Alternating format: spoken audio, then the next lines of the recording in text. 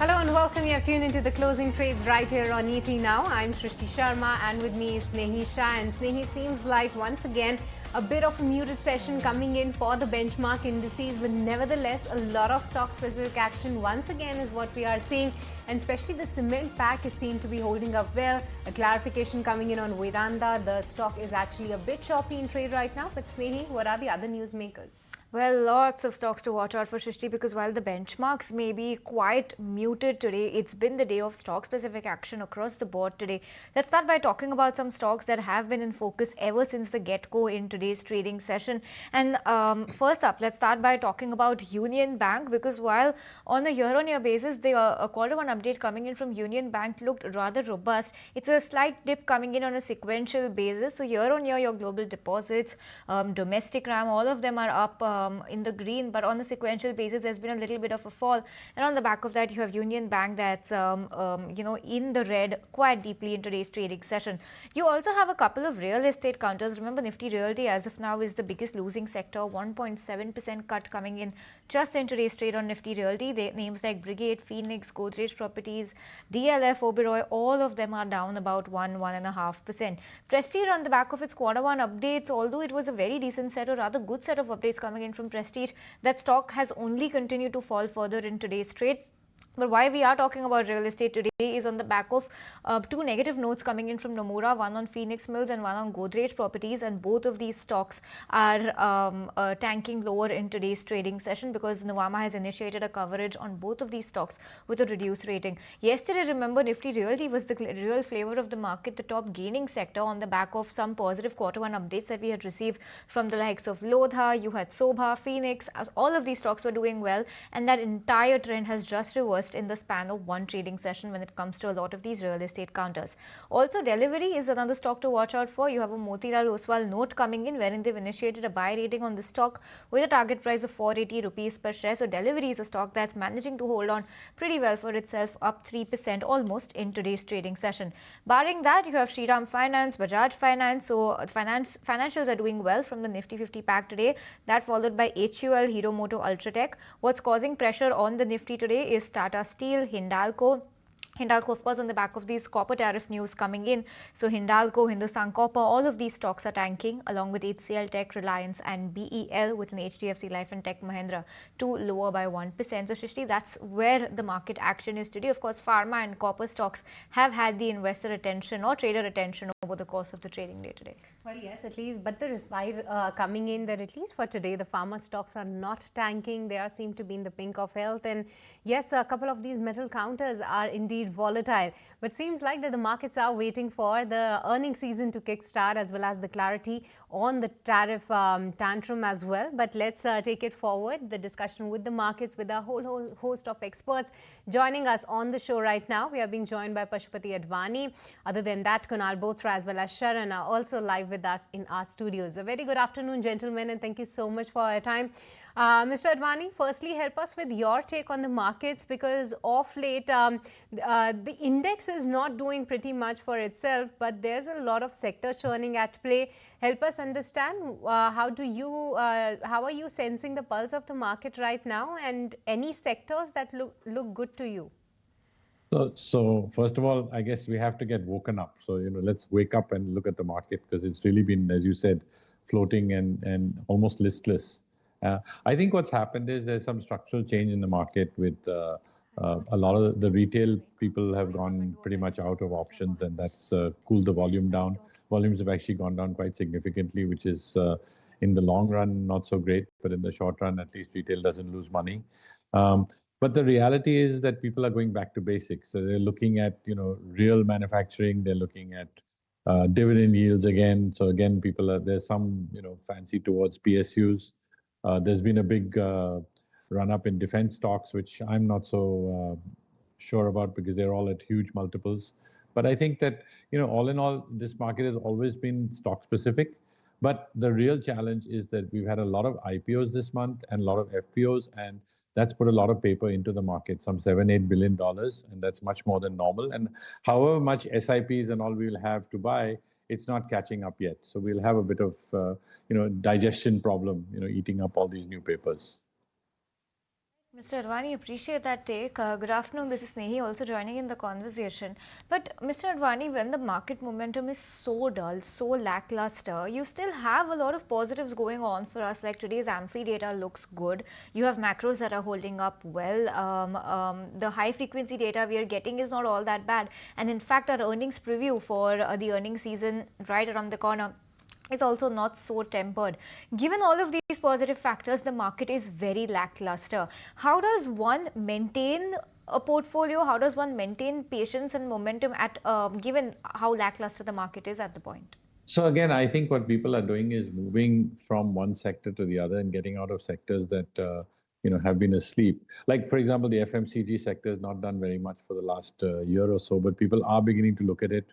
They're looking at stocks like HUL and all again, which were the bellwether of the markets, and they're saying that these stocks have hardly performed in the last 12 to 24 months. So let's look at them and see which of them we should buy. And they're also looking at companies which are going to do well despite. So if you've got a big local market, you've got a big local moat, those are the companies that people are looking at because they're going to have real results, not interest rate sensitive, low debt. These are all companies that people are wanting to get into, and I think that's what's happening. And it's a gradual shift. You can't do it like huge, but you're doing it slowly. Point taken. That's the take on the markets and the sector rotation that is at play. But Kunal, help us with your take. Firstly, on the index front, quite a lackluster day for the markets right now. But where are we headed? So yeah, yet another boring day for the index. Kunal, are we headed anywhere? Should be the question. Are we moving at all? Even if you're headed within a range, I think you're still headed somewhere. Right. But yeah, I think it's been a directional market so far in the last 2-3 weeks, and primarily because of the reasons. The markets are awaiting what could happen in terms of tariff, which sectors could get impacted. We are still, seeing that many of the global asset classes have gone into a range for themselves, whether it's crude, whether it's gold, silver, etc. So I think when you're looking at that kind of a setup globally, as well as in terms of the expected news flow or the event around, the markets are bound to go into a zone of consolidation. But I think I would still believe that with the kind of breakouts which you're seeing, the leadership over the last couple of days emerging from the banking index and few of the financials, there could be a sign that we may expect the markets to gradually head up higher. It's just that the expected news flows which are turning out, I think if they don't turn out to be on the negative side, then I believe that the markets have this capacity to try and just about consolidate and then move up higher. Okay, so that's the take on where we can expect the market to go. But Sharan, what is your sense of the market right now? Because every time we try to cross that 25,500 mark, we're there for let's say 30 minutes or so, and then we slip back once again. That's what we've seen today too.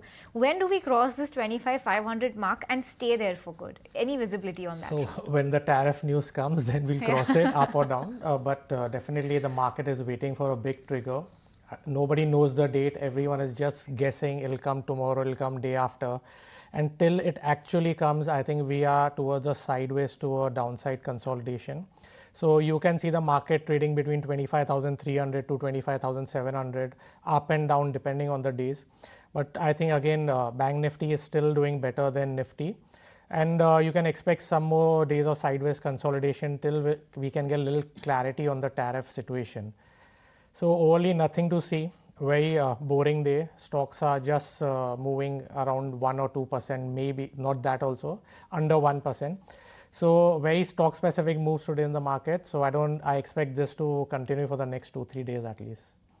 Okay, so that's the day coming in on the markets. Not much happening on the index front, but indeed a lot of stock specific action rather. And we'll talk all of that just after this quick break. Stay tuned for more. We'll be right back in a few bits.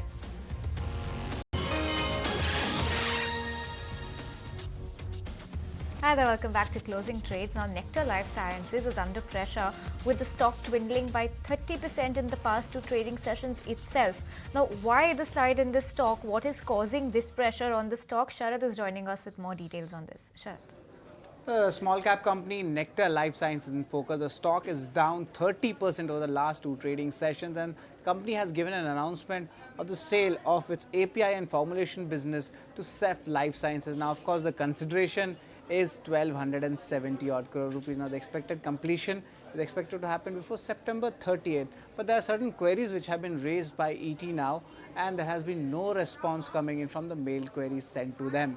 Now let's understand the mathematics first before delving into the questions. Now, the deal itself, the enterprise value is 1270 crore rupees. On the other hand, the company itself in their outlook, they had given an FY26 EBITDA guidance of roughly 260 odd crore rupees. So keeping those multiples as per our calculations, the deal is coming at 5 times only of EV EBITDA. That seems very cheap, or at a distressed sale compared to the industry average of the deals which happened in the EBITDA multiple between 8 to 10 odd times, and these are the company's figures itself which they had projected. So there are certain questions we are asking the management, and we want that doubt to be cleared, and also we are requesting the regulatory agencies also to look into these questions. First one is why the deal has happened over such a low valuations. Is this a distressed sale? And if yes, where are the important details which should be there? Also, for FY26, the management has given their guidance. Have they changed those numbers for this deal? Also, the management, have they overlooked the interest of the minority shareholders as well? What are the cues for the minority shareholders from this space itself? Because the stock itself has been cracking for the last 2 trading sessions. And also, there isn't much more details coming on the deal itself, and mostly for the buyer itself. How did the bids come? How was the buyer selected? There's no details given of the buyer. They have just written that it's a non-promoter entity, which is a third party as well. Of course, the stock has been on a losing phase. 1 year itself, stock is down 47%, and the last 2 trading sessions, the stock is down more than 30%. All right, thank you so much, Sharath, for getting us all those details. So indeed, a sharp fall coming in on Nectar Life Sciences, and thank you so much for actually explaining all of that to us. But Sharan, help us with a quick chart check on this counter as well, because it's already down 10%, but is it backed by good volumes as well? And how do you see the charts on stock on charts? So on charts, the stock is very bad, Shrishti. Again, a lower low, lower high pattern. And today, last 2 days volumes, I think one of the highest in the last 6 months, at least since October. So chart pattern is very bad. If someone has it, I would suggest a clear exit.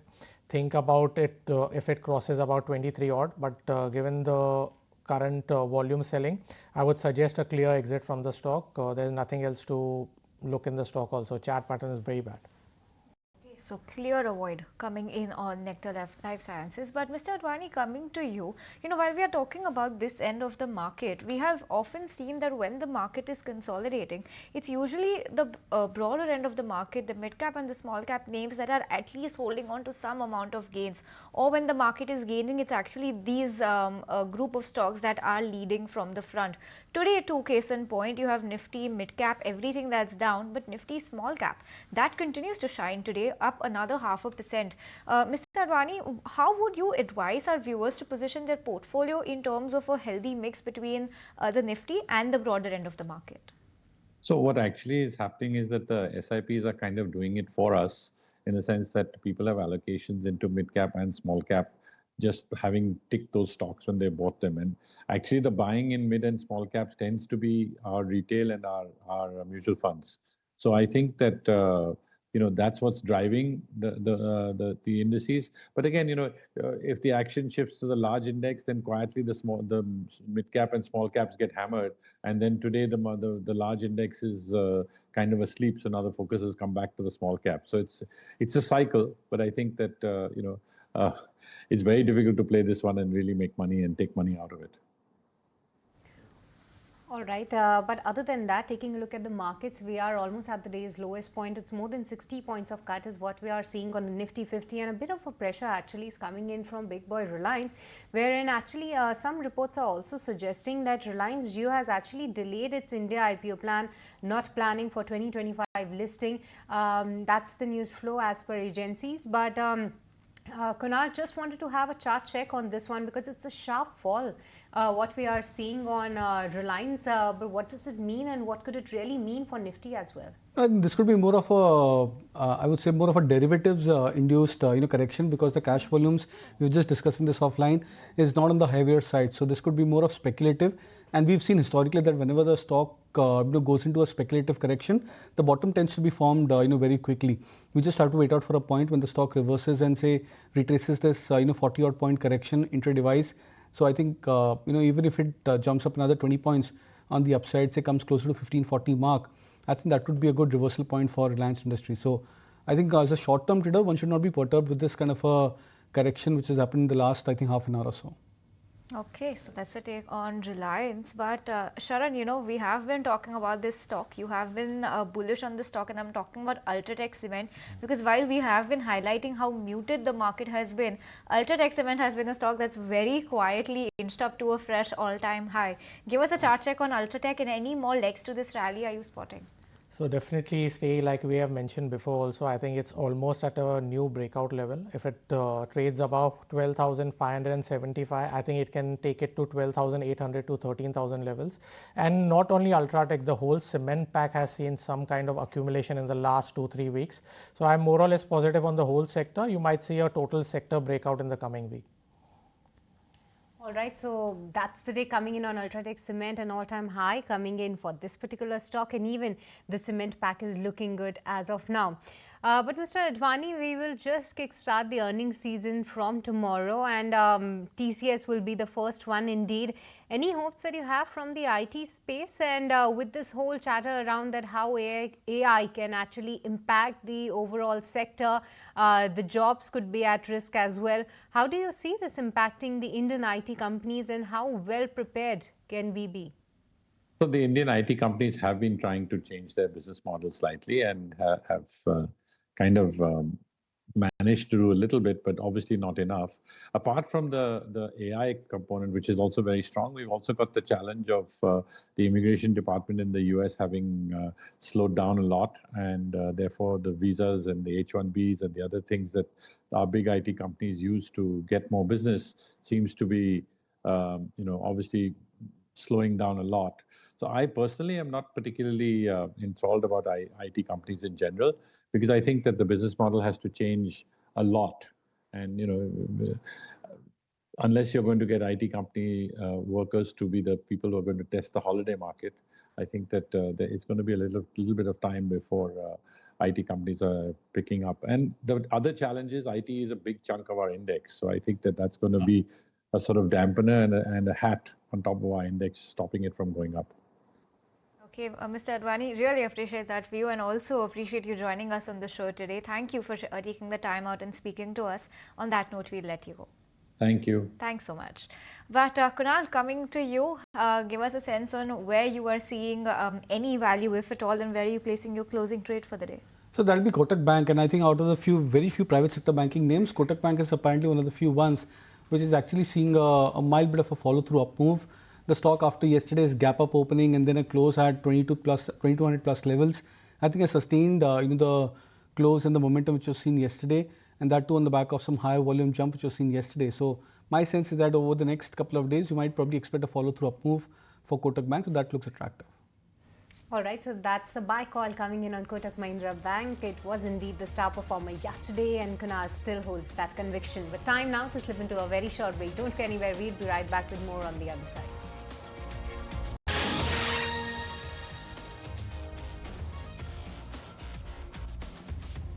Welcome back to Closing Trades right here on ET Now. And moving on to one of the exclusives then, and GST on mining equipment is likely to be rationalized as the mining ministry approaches the finance ministry and urges to cut rates to 5% in green mining. My colleague Prakash is here with more details on this one. Prakash, over to you. Yeah, that's an important development coming in, as we are learning from our sources that the GST on mining equipment is likely to be rationalized. Sources are indicating that the Mines Ministry has approached the Finance Ministry for rationalization of GST on mining equipment, a very significant development coming in. We're given to understand that the issues related to inverted duty structure on various components and a GST rates on green mining have already been discussed in the industry, and now Mines Ministry is of the opinion that the GST rates on green mining should be slashed to 5%. A very significant development coming in. In fact, industry has also urged rationalization of inverted duty structure of various components. For example, GST on components such as hydraulics and electronics attract 18%, whereas final equipment such as crawler cranes and drilling rigs is taxed at 12%. Therefore, Ministry has Mines Ministry has approached the Finance Ministry to address these issues. to encourage critical minerals mining activities in the country. Sources are also indicating that these issues are likely to be part of wider rate rationalization being examined by the GOM on GST. Prakash, thank you so much for joining us with all those exclusive details. And viewers, of course, we'll keep you updated as and when we have more details on this. But let's also welcome on board Mr. Sudeep Bandyopadhyay, the Group Chairman at IndiTrade Capital. And Sudeep, hi, good afternoon. Thanks so much for joining us. Always a pleasure chatting with you. Give us your read-through of the market move that we've seen today, given that, yes, the copper tariff news has, hunted the metal pack slightly. But on the pharma front, we have come out completely unscathed, if you could call it that. What is your read-through when it comes to both of these sectors? A couple of things. I think nothing is happening in the market for the last 7-10 days, and it's a really a wait and watch kind of a mood for the market. First quarter results are not likely to be anything scorching or anything great. So market is not expecting anything. But the tariff-related uncertainty lingers. We've been hearing every day that some announcement or the other is going to come, but nothing concrete has come yet. So it's a wait and watch mode for overall the market. Specific segment, sector or companies related news flow, which is hitting the market, is leading to some reaction. As you rightly said, copper related news and as well as pharma related news flow is keeping these counters excited. As far as pharma is concerned, I think there is significant opportunity for Indian pharma, and nobody denies that. The tariff-related uncertainty, to an extent, I think, even I always have been maintaining that that's overdone, because US cannot afford to put huge tariff on Indian pharma, because that will, kind of create significant problems for US consumers. And that's the reason why probably we will not see a major burden on Indian pharma eventually. There will be a lot of talk, there will be a lot of volatility, but I think Indian pharma will not get significantly impacted by tariffs. And that's pretty much what the market is cheering and market is getting excited about. Metals, on the other hand, are susceptible to these kind of vagaries of tariff imposition. And, copper, we've seen what is happening. So we have to be a little careful. Metals look good, but you need to be a little aggressive investor to take position in metals at this stage. All right, so that's the take coming in on the tariff announcement. But we did speak to a whole host of experts on what this could really mean for the overall sector, especially with respect to the pharma. We have the takes coming in from Marco Papik, who of BCA Research, and even Peter McGuire shared his take. And also on the tariff on the copper prices, we had a word coming in from Anindya Banerjee of Kotak Securities. So let's go across and listen into them. Pharma does make sense. Why? Because clearly American pharmaceutical corporations, this isn't really foreign, it's American, they've all basically moved to Ireland. And so Ireland has this very interesting situation where it's basically the 5th largest trade surplus with the US. Tiny Ireland, bigger than Canada's trade balance with the US. That is purely a product of tax sheltering by American corporates in Ireland. So I do expect that to definitely happen. I think that's going to be terrible for the US pharmaceutical companies. It's going to be negative for Ireland, but is it really going to redraw global supply chains? I don't think so. So by targeting pharma, President Trump does go after a specific sector that is sticking out like a sore thumb, and ultimately is going to hurt one country and American pharma sector. So it's not really something that I think is a macro event. It's more of a sectoral play in the US, and you should definitely be underweight US pharmaceuticals because of this.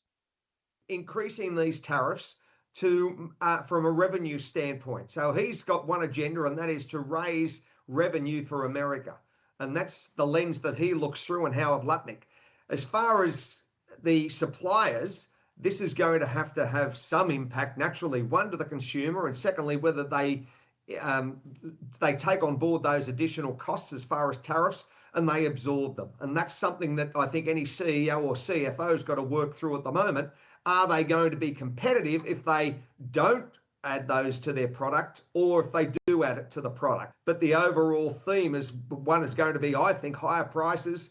And that's going to be, I want to see how the LME trades over the next probably 2 sessions, currently at about 97, 9800 a metric ton.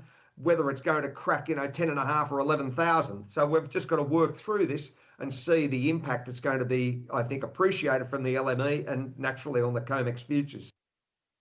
Something interesting was happening in the copper market, that LME and SHFE, the Shanghai market, was actually bleeding copper out of their warehouses, and all the copper was accumulating in COMEX. So traders were actually anticipating such a move. But this is primarily a tariff play, which is going to create what it has done is actually the American copper prices are going to be at a substantial premium to what the copper prices are internationally. As far as the Indian market is concerned, if I take MCX as a reference point, of course, it won't be as pricey as where the COMEX is trading, but it will definitely tick higher because a lot of the copper is going to get sucked into the US market. What will be the impact on the end user demand? See, for America, it has to have a negative impact. It can have eventually a negative impact on demand. So yeah, it was anticipated. So the reaction as far as today is concerned, we might see an upside in copper prices, which we are seeing in Asia, but it's not going to be something dramatic. Okay, that's a word coming in from a bunch of our experts on what the tariffs could mean for Indian pharma and copper as well as the American pharma industry as well. But Sharon, give us a chart check on some of the names that you are liking from the pharma pack, because at least fundamentally, despite such a big news flow, even though it is 12 to 18 months down the line, the pharma that the tariffs that we're talking about on pharma, the sector has come out largely unscathed of this entire news flow. What are you liking from the pharma pack right now? So, Sneh, I think first I'll tell you, when President Trump was elected, the first thing he said, he wants to reduce Americans' medical bills, and that includes medicines also. So, I think this is this 12 to 18 month will, I think, extend to 36 to 48 month till his term ends, and I don't see any tariffs coming in the pharma sector, but it only increase the pressure for American citizens. And if you see, even after this news, stocks like Loris Lab has just made an all-time high today. And stock specifically which I'm liking is Natco Pharma. From lower levels, I think it's given a nice consolidation breakout and now resisting its 200-day EMA. I think once it gives a breakout about 1020 odd levels, you can see sharp movements towards 1050 to 1100 levels. So in this space particularly, I like Natco Pharma. If someone wants to make an entry, I think they can today with a stop loss of around 960 on a daily closing basis. Again, target would be 1100 to 1150 levels. All right, so that's the call coming in on the pharma, as well as one of the stocks that Sharad highlighted was Natco Pharma. Let's watch out for that. But Sudeep, within autos, do you like two-wheeler counters at this point in time? Because we have seen a lot of these majors have already corrected anywhere between 30 to 50%, while if we see the segment-wise performance, two-wheelers is still performing better versus what we have seen for passenger vehicle, commercial vehicle as well. So help us with your take on the two-wheeler pack, and especially some of these beaten down names like Hero MotoCorp as well as Bajaj Auto. Well, I think, there is an expectation that Hero as particularly will keep doing well or start doing well over the next few months. The monsoon is good. Rural income is stable. Rural consumption is picking up. And that should give Hero a boost, which has got the best presence in the hinterland and got the right models for the hinterland as well. So I think Hero one can look at. But by and large, if somebody has to play this auto theme and even two-wheeler, I would say look at the the ABS companies. There the regulation has changed, and which gives a great opportunity for the ABS guys. Endurance Tech, the auto ancillary which manufactured automatic braking system, can definitely be looked at. And I would say the auto ancillary is a better bet to kind of work on rather than auto companies overall for the sector, not only for two-wheelers. Okay, so that's the take coming in on the entire auto space. Let's focus and talk about earnings now, because earnings season is just going to kickstart tomorrow. We'll also try and get you an IT a poll, especially TCS, on what we can expect tomorrow. But coming this week, you also have Avenue Supermarts, that's D-Mart, that's going to be coming out with their numbers. Surprisingly, this time the company is coming out with its numbers on Friday. That's a little bit of a change from the usual first Saturday of the earnings seasons that the DMart comes out with its quarter numbers. But let's take a look at what we can expect from DMart's quarterly numbers this time around. Now remember, when the company's update did come, it was slightly mixed to weak. The stock did not do all that well when the company's update did come out. But here's what we can expect when it comes to DMart's quarter one numbers. Based on the update that was provided by the company, we're expecting the standalone revenue to come around 15,932 crores, which is an uptick of 16.2% year on year. Now consensus estimates are pegging EBITDA at 1,348 crores, an uptick of about 10.5% year on year. Net profit is seen at 874 crores, which is an uptick of 7.5% on a year on year basis. And based on the EBITDA that we are estimating and the revenue that the company has provided, we're expecting the margins to be around that 8.3 to 8.4 mark compared to 8.9% on a year-on-year basis. So that's a slip of about 0.5% on a year-on-year basis. Now the company, remember, has added 9 stores in quarter one. The total store count now stands at 424. But here's why we're expecting the margins to be under pressure. It's because of continued high wage cost and weak sales per square feet. This is going to be weighing on margins. For the like-to-like growth or the same-store sales growth, we can expect mid to high single-digit numbers to come over here. So important factors to watch out for when the numbers do come out is going to be the triple SG rate, outlook on general merchandise and apparel, any commentary on impact of e-commerce and quick commerce on the retail setup of the business, and store expansion plans for FY26 are going to be key to watch out for. So we're expecting a mixed set of numbers coming in for DMart this time around, and I say mixed because the update was not so good when the company provided that, but that has been the quarterly trend recently. So let's see what the stock does when the numbers do come out. But Kunal, Avenue Supermarts on the charts, how is it shaping up to be like right now? I think it's an excellent chart. I remember, I think there was a point where Avenue Supermarts was beaten down from, I think, 5,000 to almost 3,600 or 3,750 thereabouts. I think it was almost like 3-4 months back. And then post that, I think we've seen that the stock has made a very good comeback. It's come back above its longer term average. It's come back above its 200 DMA, 50 DMA. We've seen a golden crossover also shaping up for DMart.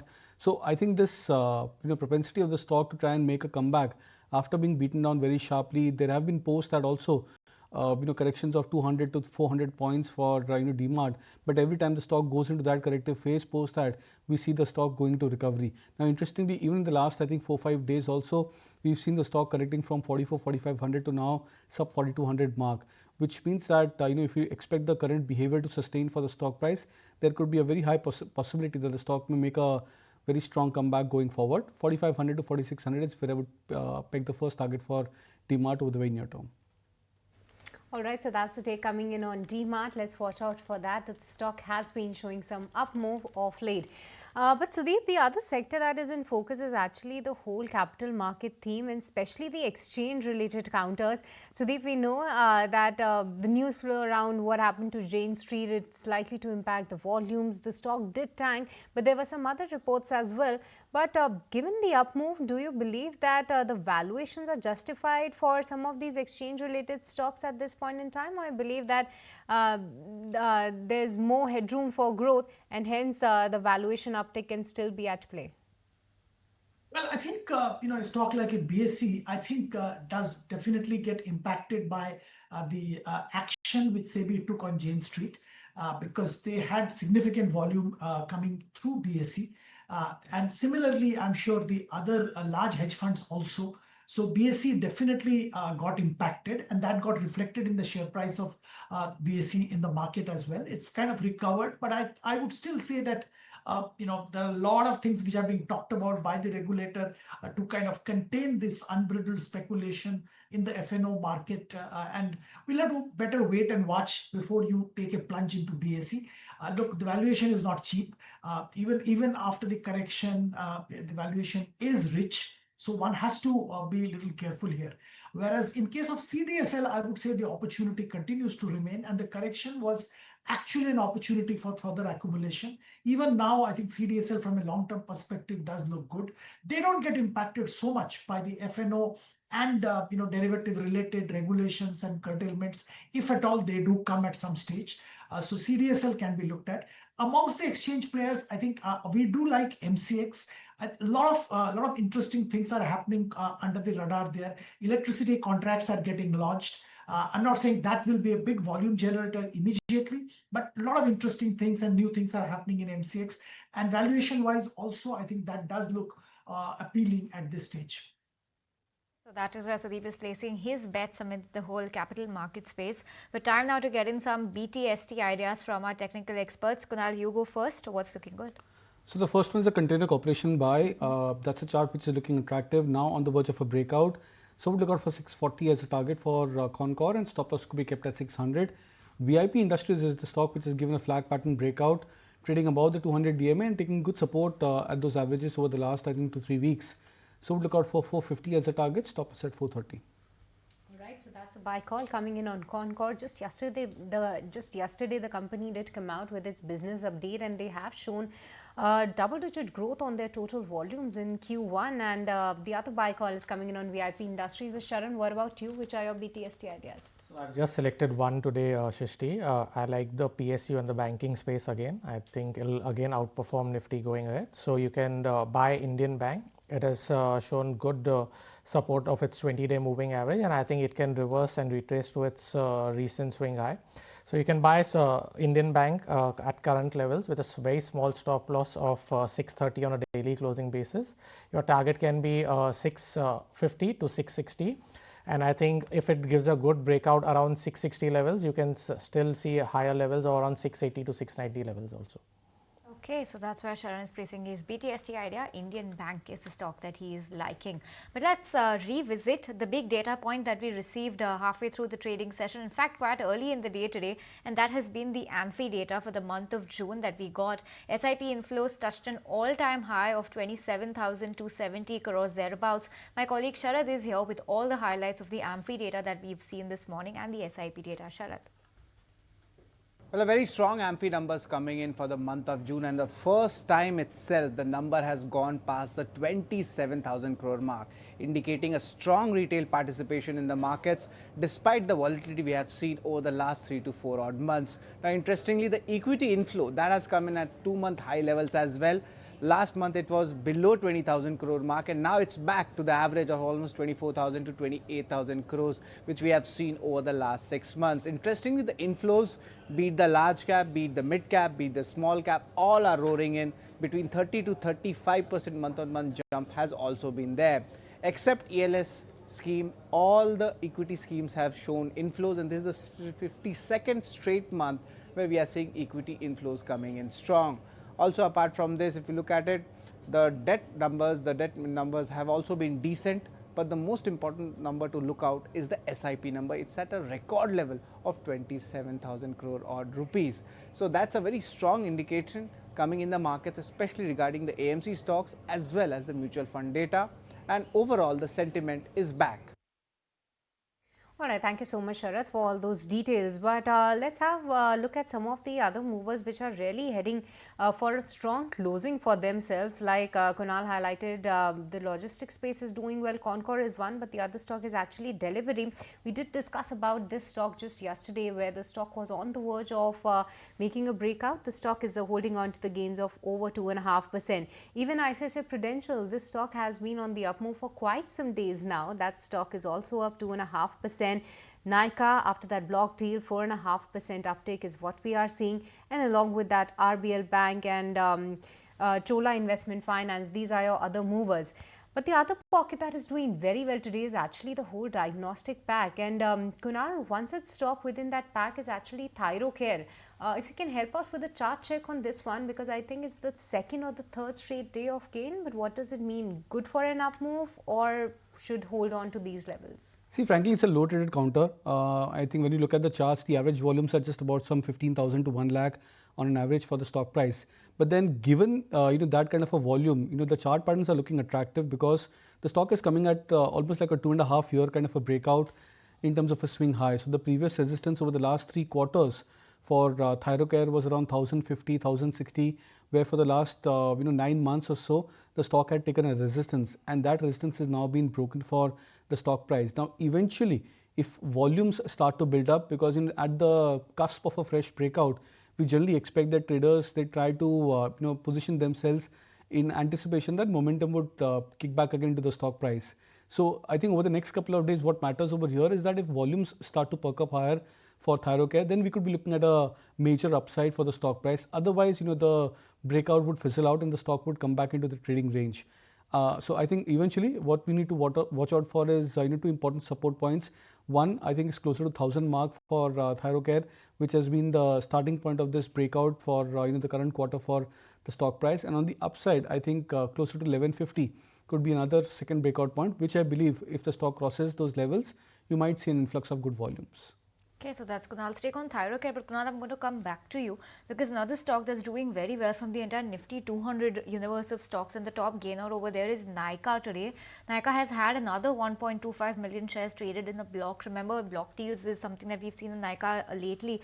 But other than that, Kunal, I remember about 2 weeks or so ago during our Chartbuster segment, you had flagged out Nykaa. That's a stock that you liked, and now the stock is doing well indeed. Do you believe that there is a further upside to the stock on the charts? I strongly believe so. In fact, I'd also pointed out that close to this 205, 210 range is a massive resistance zone for Nykaa, where the stock has taken resistance almost multiple times. I think 7-8 times over the last few months. And today it seems like the stock has managed to surpass the higher end of this resistance band, above the 210 levels. So currently the stock is at 213 to 214 mark. So that I believe could be a first signal that the stock is getting ready for a breakout. And that's what I was talking of earlier when I was discussing Thyrocare, that if volumes start to push up higher into stock prices at the verge when the stock comes out of a resistance breakout, that's typically a sign that we expect the price volume to be a lot more synchronized and the trend to start off on the upside. So bullish on Nykaa, maintain that stance which I'd given a few weeks back, and on the upside I would now peg the targets closer to 250 for the stock potentially in the next 1 to 3 months. All right, so that's the take coming in on Nykaa. Very strong move is what we are seeing in today's trading session. But actually, we have also seen strong moves on Vedanta as well. The stock was indeed in focus as there was a report from Viceroy calling some allegations on the group, and Vedanta has actually called the report malicious and baseless as of now, and they say that malicious combination of selective misinformation and baseless allegations have been there in this report, and a mild recovery is what we are seeing on the stock price as well after this clarification kick in. But Sudeep, just wanted to have your take on this this counter, as well as what's your overall take on such reports coming in, and how as a group can Vedanta deal with it, because it was not just Vedanta, even Hindustan Zinc was hammered in today's trading session. And might I just add on to that, Sudeep, what do you feel about the timing of this report given Vedanta's AGM is tomorrow? Well, when you see this kind of coincidence, you start thinking that there must be something behind all this and something beyond what really you can see on the face of it. So I think that's pretty much what you can conclude. But having said that, coming back to Vedanta specifically, I think it's a good counter to be in, and I have been recommending Vedanta for last 6 months. Couple of things very clearly, and none of these have changed. One is they are major players in most of the metals and mining counters, mining in India. Look at their basket of products which they are involved in. I think it's quite commendable considering the global metals scenario is hotting up. Leave aside the tariff-related confusion and day-to-day volatility. By and large, the metals are doing well, and they are expected to do well. Domestic demand is also strong. So metal definitely is in for a good run for the next, let's say, 3 to 5 years. Under the circumstances, Vedanta will do well. Now, also what is happening is major value unlocking opportunity is coming in Vedanta. The demerger, which they had announced quite some time back, it's got delayed a bit, but I think within the next 1.5 quarters, the demerger will be through, and there will be 4 companies. So there'll be strong value unlocking opportunity for the shareholders who get into Vedanta even now. So, getting into Vedanta, buying into Vedanta, remaining invested in Vedanta is a good thought, I would say. As far as Hindustan Zinc, again, that's one of my favorite. I think, the kind of capacity expansion they are doing is significant. And with that capacity expansion, the way the demand for their zinc and silver is going up, I think the company is in for good time. They have been running the operations efficiently. Dividend payouts have been great, maybe for the purpose of taking care of Vedanta's or the promoters' requirements, but nonetheless, the shareholders do get the dividend. So even Hindustan Zinc fundamentally does look good. Leave aside the reports and day-to-day volatility. Okay, so that's the take on the entire trouble that we've seen with Vedanta today and the clarification that came in from the company. A couple of minutes left till we start winding down, and Sharan, we'll get your sense on where you see the market to open tomorrow. And we said this yesterday as well, and we'll say it again today. Barring any Nifty, any tariff news coming in, given that we don't get anything tonight, where do you see us trading tomorrow? So Sneh, again, a very flat opening expected. It will be very stock specific. Don't expect Nifty to move up or down a lot. There are not too many good news or bad news. A tariff can be a very good news. Again, TCS results are there tomorrow, so it will give a trend to the whole IT index. Maybe that can be our trend going forward. But for opening, I expect around 24,450 to 24,430 odd levels, and on the upside maximum till 25,500 odd levels. All right, so that's the take on the index. Sometimes no bad news is also good news, so let's watch out for that, what's actually in store. But Kunal, your views coming tomorrow, any levels that you wish to highlight? Nothing major in terms of level. The only distinctive point today which we are observing on the charts is that the premium for the index futures has dropped down by around 16 to 20 points. So that could probably be a first-hand indication that maybe the market's participants are just about trimming off some long positions before being positioned with respect to the news for surrounding. Okay, and Kunal, what about Nifty Bank? Where do you see Nifty Bank tomorrow? Because it's been under pressure slightly today as well. Yeah, so as I flagged off earlier, I think Kotak Bank is something which looks attractive. HDFC Bank has come back about 2000 mark. So when you have a couple of leading private sector banking names which are showing signs of strength, I would actually expect the bank to do well for itself. So my expectation for the banking index is 57,500, so over the next couple of days. Right, so that's the take coming in on the Nifty Bank Index as well. But with this, I would like to thank you, Sudeep, Sharan, as well as Kunal, for taking the time out and speaking with us this afternoon. Thank you so much for that. But time now to wrap this edition of Closing Trades. It's a goodbye from me and Snehi and the entire team. But before that, let's quickly go across to Ashesha, who's standing by to tell us that how did the market pan out in today's trading session, which were the top movers and gainers as well. Ashesha. Well, yes, Srishti, it was largely range-bound trading session, although in the last 1.5 hour of trade, we did decline a tad bit, only to recover by the end of today's trading session. Nifty is ending 45 points lower near that 25,477 mark. Nifty Bank down nearly 0.2% as we speak. That should also come up for you on your screens. In fact, it's absolutely flat, down nearly 50 odd points. Nifty Small and Mid Cap Index should also come up, that were also under pressure. Nifty Mid Cap Index down 84 points. Nifty Small Cap Index, though, on the flip side, was outperforming in trade today, up 0.6%. So some kind of divergence in the broader markets is what we saw. In terms of individual stocks on the Nifty 50 Index, we had HCL Tech, which was the biggest gainer in today's trading session. We had some other stocks, the likes of Tata Steel, Hindalco, Reliance Industries, Tech Mahindra. HCL Tech down 2%, the biggest loser on the Nifty 50 Index. Tata Steel down 1.5%, Hindalco, RIL and Tech Mahindra. These were also some of the top losers from the Nifty 50 pack. On the gaining side, though, we had Shriram Finance, which is ending with some amount of gains in today's trading session. The biggest gainer over here, Bajaj Finance, Coal India, HUL, Ultratech Cement. These were also some of the other gainers from the benchmark index. In terms of individual sectors, FMCG index was bucking the trend, up 0.8%. Imami, Dabur, Varun Beverages, all of these stocks were gaining in trade today. In terms of newsmakers, let's put the spotlight on Union Bank of India, where it came out with its operational update for the quarter gone by. On a sequential basis, it has reported a decline in its deposit and business growth, because of which Union Bank of India is ending with a downtick of nearly 3.5%. Phoenix Mills, Nomura came out with a report. They are maintaining their reduced target with a target price of 1,400 rupees per share. Phoenix Mills down 3.5%. Delivery, after Motilal Oswal came out with a report, they initiated coverage with a buy rating. 480 rupees is the target price. So delivery, this stock was gaining 2.5% on the back of this report. Dixon Technology, because one of its subsidiary entered into a joint venture, and JP Morgan in fact also came out with the report where they are maintaining their overweight rating. 17,700 rupees is the target price. On the back of both these news pieces, we have Dixon Tech, which is ending 1.5% higher. A whole host of consumer staple stocks were also in focus on the back of a Jefferies report.